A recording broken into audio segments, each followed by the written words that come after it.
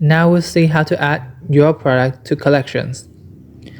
Now you have the products and collections and you want to add your product to collections.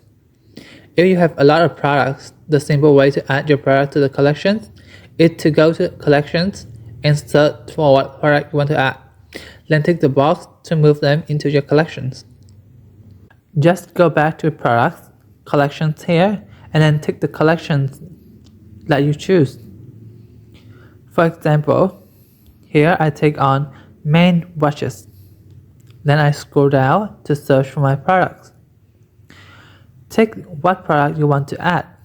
Here, you see that I have added one product to this collection. Then I go back and you'll see your product had been added to my collections. Alright.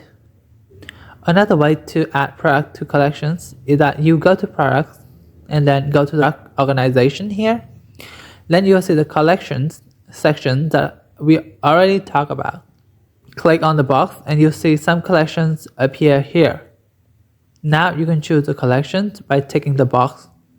Here I choose the main watches collections. Click on that and I save.